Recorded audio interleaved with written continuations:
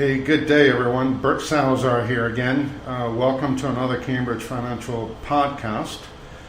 Today's episode is going to be a very interesting one, and it's actually one that is very dear to my heart.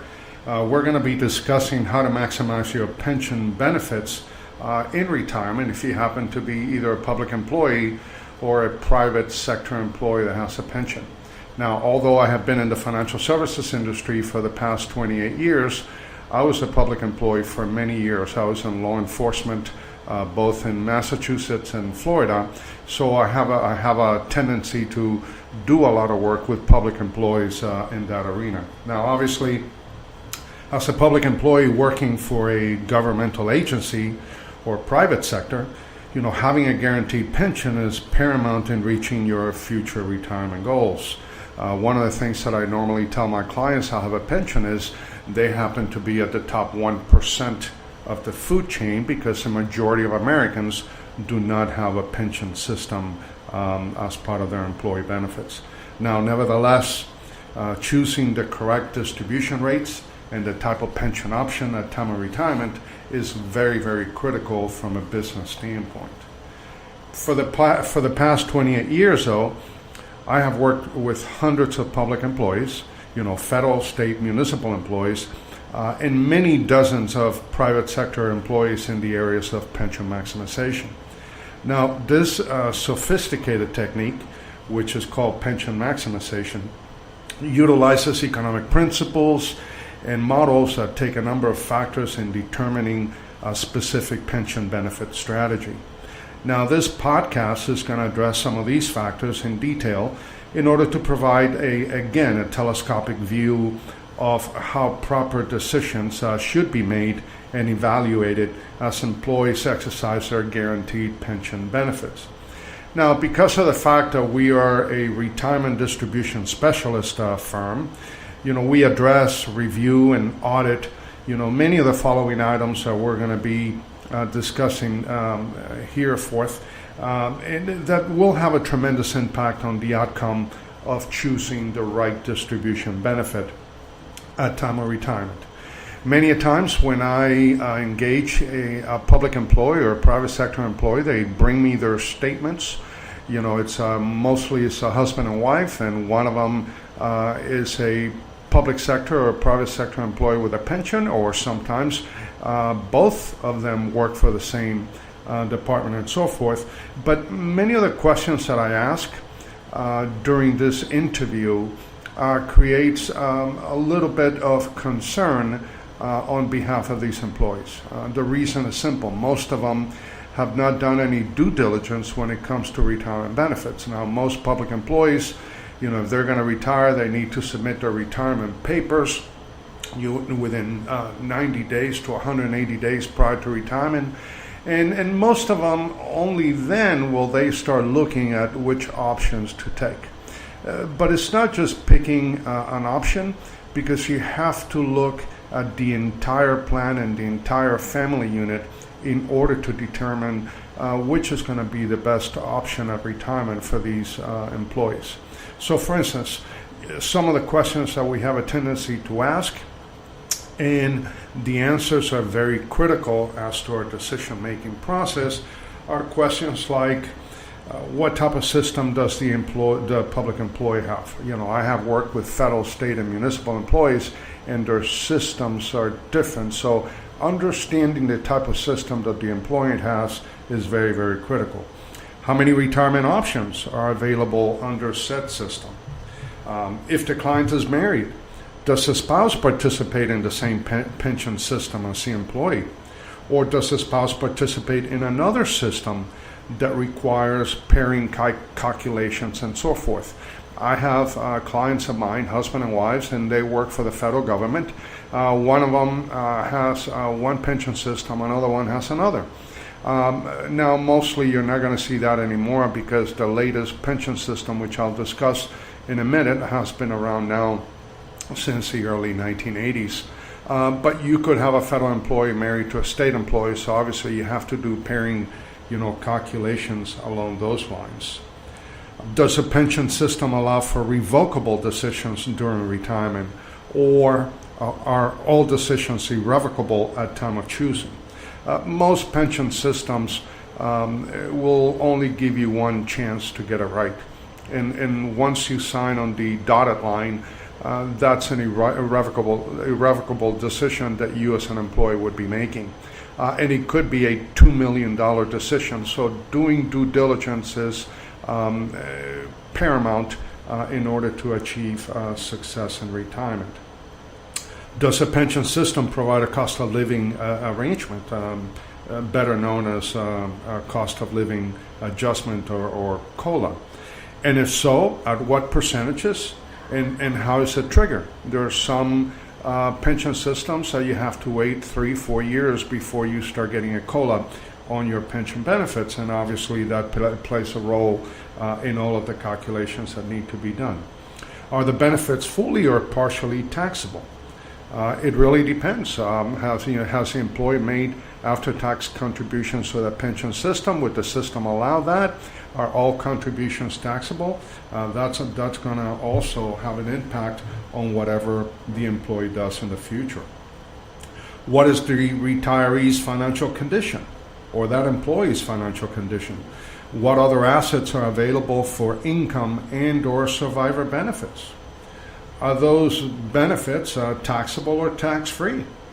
Are they guaranteed or non-guaranteed? What is the pension system cost for providing survivor benefits? There is a cost to making a financial decision. If I'm a public employee and I'm married and I want to provide a survivor benefit to my wife, there's going to be a cost for that, so you have to run all those calculations accordingly. Has the employee contributed to any other qualified plan during working years? If you're a federal employee, you probably would contribute to a thrift savings plan, which is better known as a TSB, or a 403B if you happen to be a state employee, or deferred compensation programs if you happen to be a municipal, state, or any other type of public employee along those lines. Has the employee contributed to Social Security while working as a public employee? Does the pension system provide for deferred retirement option program, better known as DROP? The state of Florida does provide that for most law enforcement and public employees in the state of Florida. There are some municipalities that don't offer DROP, but DROP gives the employee the ability to retire, freeze those retirement benefits, but continue to work for the same organization, for an additional 5 to 7 years. And then those pension benefits are being deposited in a tax-deferred or DROP account for future benefits once that employee separates from service completely. Will the employee be impacted by the windfall elimination provision? That's a provision that if you're a public employee and you have contributed to Social Security benefits and you have contributed on a regular basis, but you haven't been part of that Social Security system for 30 years, for at least 30 years, there's going to be an impact on your Social Security benefits because there's going to be an actuarial formula that will be applied because of the fact that you're receiving a pension benefit from a governmental entity. There's also something called the government pension offset, GPO. And it's fairly similar to the windfall elimination provision, except that it applies to the surviving spouse once the employee passes away. Another major question that we deal with is there a disparity in age between the public employee and his or her spouse? I've seen it as far as 17 years. So if you have a public employee that happens to be 17 years older than his or her spouse, obviously there are mathematical formulas that need to be taken into consideration in order to figure out some kind of a survivor benefit along those lines. Another major question is, does the public employee and his and her spouse wish to protect children and or grandchildren in case of premature death? Will the pension option decision factor the four major potential retirement outcomes, so we'll discuss in a minute. Will the public employee continue to work after retirement? That's a big issue. We're starting to see more and more public employees understand that what they thought would be more than enough to cover their expenses in retirement through pension benefit is not that case anymore. And the reason for that is simply that inflation will continue to eat away at pension benefits as time goes on. Is the public employee a public safety employee, which means police or fire, or an air traffic controller, which is ATC? At what age would the public employee wish to disinherit his or her family? Really, that's a question that I do ask many couples when they come to visit with me, because they're thinking about making decisions that are going to have a negative impact to their surviving spouse and their family at some point in time in the future. Obviously, as you can see, the vast majority of public employees I engage, have never anticipated and or gone through all of the questions that we have just talked about. In the next few minutes, I will address some of these questions and or issues in order to give you ample opportunity to see and understand the complexity of this crucial decision-making process. Now, I normally advise my clients that I can help everyone, but I can't save everyone. And the reasons are simple, but yet complex. For example, most public employees feel that the system is going to take care of them and that current pension benefits at retirement will be sufficient to maintain their standard of living over their lifetime. Well, that will never happen. And most of them are seeing that within a very short period of time, perhaps less than 10 years, they start to see the impact of inflation on their retirement income.